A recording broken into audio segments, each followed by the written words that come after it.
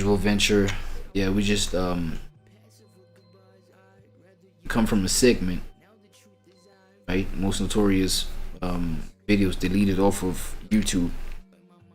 We come from a segment of PewDiePie and his beef with Coco Melon, bro.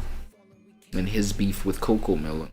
I was tripping, I was tripping on my own, just like speculations of why, you know, why PewDiePie would end up wanting to, you know, as a channel that creates content for over 18 plus audience, why he would then now compete with a Coco Melon type channel, right? A Coco Melon, like literally Coco Melon the channel, not type channel. You know what I'm saying?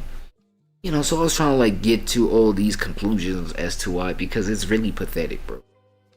You know what I'm saying? To a point where really had to do a diss song, going crazy, you know, going wild, cussing all over the music video. And this thing is, you know, directed towards you know, kiddies content creator. And obviously the kids, you know what I'm saying, there were kids that were rocking with like the diss track that he directed towards Coco Melon.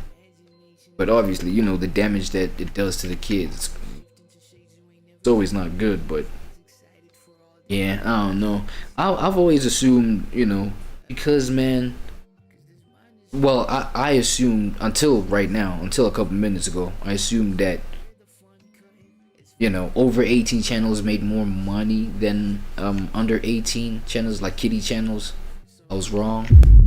I mean, but either way, you know, kiddies channels, they make more than over like adult channels.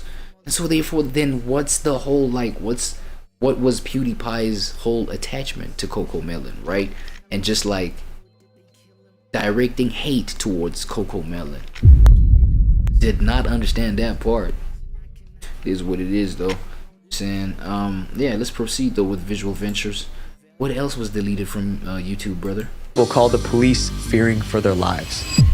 The worst prank ever. Worst prank Troll ever? Station UK wanted to create the wildest prank videos possible. Right on their channel banner, they described themselves as the home of public trolling. And they took that mission seriously. They once staged a fake zombie chase through London. In another prank, an actor pretended to fall over and pass away. Every idea was original but outrageous. By late 2013, their channel was taking off. Then they planned an even more intense prank. This time they went a little too far. Their idea was simple but dangerous. They wanted the public to think a criminal was roaming the streets of London. First, they bought a paintball gun that looked real. The prankster suited up in what looked like a military outfit. Then, around November 2013, they filmed the video. It went as badly as you would expect. The actor with the paintball gun looked so believable that people panicked on sight. Many ran when they saw him coming. Someone eventually called the police. Officers rushed to the scene, ready to stop what they believed was a real attack. But the prankster ran off before the police could catch him. The Troll Station team edited the footage and put it on YouTube. It went viral. Then the fallout began. Not everyone found the video entertaining. For many, it was cruel. I mean, of course, bro. You're playing like, it's like you're fear mongering at this point. You're fear mongering. You were literally bullying the scene by fear mongering the whole scene. Yo, you know what I end up like just assuming, bro? Like people that do these kind of pranks, especially when they kind of don't give a fuck about people's reactions, don't give a fuck with, you know, how they're affecting people with these pranks. It's like they become sensitized to people's they just become desensitized to just humanity, bruh. Like the fact that you're about to make a whole bunch of people so uncomfortable, and then you go and post that thing up, right? Okay, there is maybe a bunch of your audience that is as degenerate as you are that will like that kind of stuff, you know. But these kind of content creators, bro, they see the pushback, they see, you know, people not liking that type of content, you know, and they just let it rock. They probably get a kick from that. You feel what I mean? To them, it's like, yo, we need this. As long as people are engaging, cool. You feel what I mean? As long as they say something, just make them say something. You know what I mean? But these kind of content creators are mad dangerous, bro. Like, if you're this kind of content creator, please never step near me, brother. One comment said, "This probably seriously scared It people." did. That's what I'm saying. It seriously scared people, bro. I like your pranks usually, but this was not funny. Hundreds of Damn. comments said the same thing. The creators ignored the backlash and left the video up. Then the UK police saw it. Remember, they tried to arrest the prankster during filming, but failed. This time they had proof and the authority to act. Police ordered the takedown of the video. It was immediately removed from YouTube. It's not clear if charges were filed against the pranksters, but the controversy caused them to stop making videos. But they didn't leave YouTube for good. Once the scandal faded, they started a new channel where they also posted crazy pranks. Now it has almost 1.4 million subscribers and around 413 million views. After enough time passed, they even reposted the paintball prank. Oh, they reposted that paintball prank? That caused all the trouble. His next video seemed harmless until fans felt that it could influence kids in a dangerous way. Exactly. The Dream song. Anyone who plays Minecraft probably knows Dream. He's huge on YouTube with 33 million subscribers. But having that many followers comes with a downside. If you make a mistake, millions will see it, and millions will get angry. Dream learned that lesson the hard way. In June 2021, he uploaded a video. People hated it. Some even said watching it could put viewers in danger. But here's the ironic part. When Dream made that video, he thought he was sharing a positive message. Before the controversy, Dream was on a roll. He started posting Minecraft content in 2019. At the time, YouTube was saturated with Minecraft creators, but Dream knew how to grab attention. Can they stop me from beating the Ender Dragon, or will I survive? No redos, no rematches, this is it. His hidden identity added to the hype. For years, he wore a smiley face mask, so no one knew what he looked like. By 2020, his channel was growing at lightning speed. Many of his videos pulled in tens of millions of views. Feeling confident, Dream decided to try something new. Music. He probably expected his songs to be a successful. Okay, hold on. Okay, let me speculate a little bit. Let me kind of do my little ignorant projection. He probably toyed around with making music. Oh my god. Okay, hold on. I think I gotta say this one like in a lower volume of a voice. You know what I'm saying? He might have just like you know.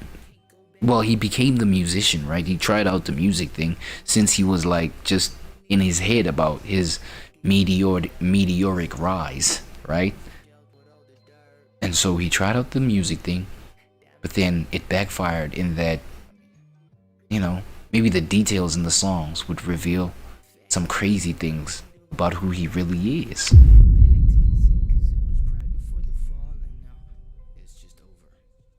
Alright, let's see it. You know what I'm saying? Alright, let's see.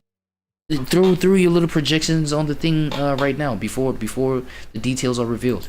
What do you think? Really, quickly, on the comments right now, quickly. As his gaming content. In 2021, he released a song titled Mask. He even made an animated music video for it. That video would become the biggest controversy of his career. The music video followed a teenage boy. He was meant to represent Dream. With others around, the boy pretended to be happy, but privately he was struggling. He was failing school and dealing with emotional problems. Dream said the storyline was inspired by his own childhood issues, but one specific scene caused all the trouble. The boy holds a doctor's note that reads, "You are not normal." To fix his condition, the doctor gives him a bottle labeled normal pills. They're meant to make him fit in with everyone else. Instead of taking the pills, the boy throws them away. Dream later explained that this was based on his real life. As a kid, he once refused to take his ADHD medication. I had ADHD medication. I was like mad, and I remember pouring it down the drain. Many of his viewers seemed to take it very offensively. To them, it seemed like Dream was telling his fans to stop taking prescribed. Oh, so they took it as like an endorsement of the action. They took it as him saying, "Yo, nah, I don't want to do this." No. They took it as him saying, "Yo, I don't want y'all to do this. Like, yo, if y'all are diagnosed with whatever condition at all costs by any means, like just like reject that and everything." Like, but you know what? That's like the tricky situation about just like being, you know, a creator that ends up being in a position that Dreams in. You know what I'm saying? Because, you know, let me start this MOS, right? Moral of story, by saying, yo, careful what you wish for. And I know that's as cliche as it has always been or assumed to be, but it's true, bro. Careful what you wish for. I mean, you know, it's probably it was a dream for Dream to be, you know, a content creator of this caliber, like in terms of like numbers and size. You know what I'm saying? But then now it's like, yo, you can't even, because this is probably the truth about his life. This is probably the truth about his life. He really was not comfortable taking pills. He probably, you know what I'm saying? The side effects probably had a net negative. Okay, they cannot have a net negative because they're meant to heal you. But, you know, more of the negative side effects, like, just got to him, bro. Like, he was super uncomfortable with it. He was, or for whatever reason, he didn't feel the need to keep on going, you know, keep on going with the medication. Is that his right? Of course. I feel like that's his right. He got the right to choose that. You see what I'm saying? Or he's got the right to like let his grown folks, since he was a kid. I think he said this. Got the right to let his grown folks that, yo, like, I don't want this medication for whatever reason. You know.